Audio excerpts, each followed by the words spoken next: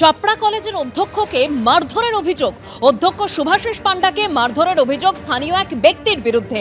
মত্ত অবস্থায় অধ্যক্ষকে শুধু মারধরই নয়, অশ্রাব্য ভাষায় গালিগালাজ করা হয় বলে অভিযোগ। অভিযুক্ত অজয় ঘোষ স্থানীয় রাজীবনগর গ্রামের বাসিন্দা। মত্ত অবস্থায় কি করেছি বুঝতে পারিনি, ক্ষমা চাই। থানায় ইতিমধ্যে অভিযোগ দায়ের হয়েছে, তবে তারই মধ্যে ক্ষমা প্রার্থী অভিযুক্ত অজয় ঘোষ। রাজীবনগর গ্রামে বেশ কিছু পরিবেশ সচেতনতার বোর্ড লাগান অধ্যক্ষ শুভাশিস পাণ্ডা। একটি বোর্ড ভেঙে দেওয়ার খবর পেয়ে রাজীবনগরে যান। সেই সময় মত্ত অবস্থায় অধ্যক্ষকে মারধরের অভিযোগ অজয় ঘোষের বিরুদ্ধে। চাপড়া থানায় অভিযোগ দায়ের হয়েছে, কিন্তু এখনো অধরা অভিযুক্ত।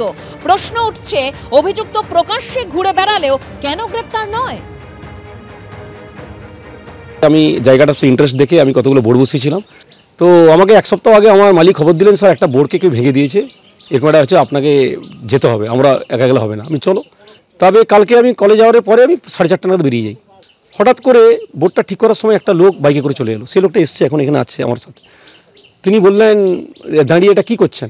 আমি তখন ছবি তুলছিলাম, আমি কথা বলিনি। আমারই বলছে, এটা দাঁড়া পরে বলছি মানে উনি দাঁড়িয়ে বলছেন, আরে এগুলো কার পারমিশন নিয়ে করছেন এগুলো? তারপরে আমরা বললাম, কার পারমিশন কী দরকার, এটা সরকারি জায়গা, আমরাই করেছি।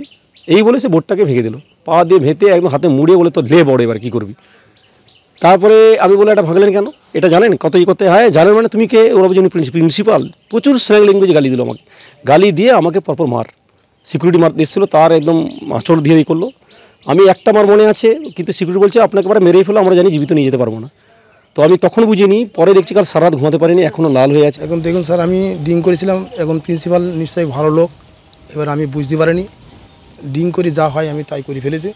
এবার প্রিন্সিপাল আমাকে যে সাজা দেবে আমি সেই সাজা নিতে রাজি। মারধরটা কেন করতে গেলে? স্যার আমি নিজেই জানিনি কেন করলাম, কি করেছি, কি কারণ করেছি। আমি কোনো লোককে কোনো কিছু বলিনি, সবাই আমার নাম করে। কিন্তু কালকে যে আমি স্যারকে কী করি, কী বলেছি আমি নিজেই জানিনি। ক্ষমা চাচ্ছি, স্যার আমাকে যা সাজা দেবে আমি সেই সাজা নিতে আমি রাজি। যেহেতু আমি অন্যায় করেছি, এবার আমি স্যারকে মেরেছি, কী করেছি আমি নিজেই সেন্স আমার ছিল না। ফরেস্টপালের লোকজনের বাইক নিয়ে এসে বলে গেছে যে এবার আর তোর খুন হবে না, এবার অ্যাক্সিডেন্ট হবে, মানে কি করে মরবো সেটা ওরা ঠিক করেই রেখে দিয়েছে। বিজেপি কর্মী অভিজিৎ সরকার খুনের ঘটনায় সাপ্লিমেন্টারি চার্জশিট পেশ করা হলো। তাতে নাম রয়েছে পরেশ পাল সহ 2 কাউন্সিলর এবং 3 জন পুলিশ কর্মীর। চার্জশিটে নারকেলডাঙ্গা থানার তৎকালীন ওসি শুভজিৎ সেন, নাম রয়েছে নারকেলডাঙ্গা থানার তৎকালীন এসআই রত্না সরকারের। এছাড়াও নাম রয়েছে থানার হোমগার্ড দীপঙ্কর দেবনাথের। চার্জশিট জমার 2 দিন আগে হুমকি দেওয়া হয়েছে অভিযোগ অভিজিতের দাদা বিশ্বজিৎ সরকারের। প্রত্যেককে আগামীকাল সিবিআই স্পেশাল কোর্টে হাজিরার নির্দেশ দেওয়া হয়েছে।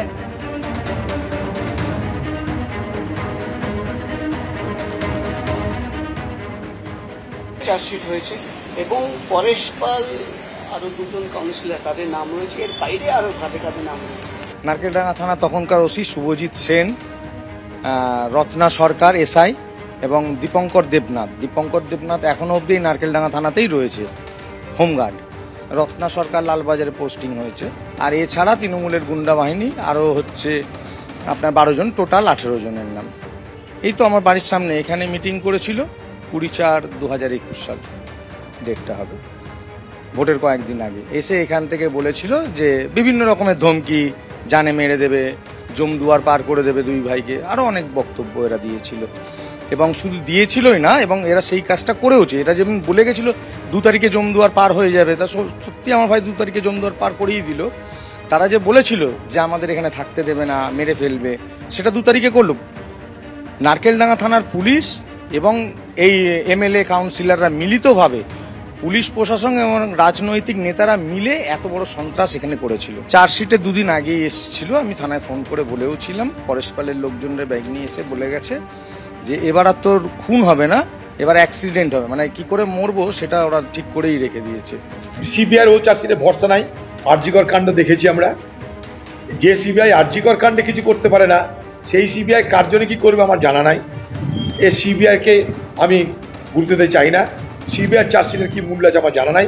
অপরাধ নিশ্চয়ই হয়েছে, অপরাধের সাজা অবশ্যই চাইবো, কিন্তু সিবিআই সে কি করতে পারবে আমার জানা নাই।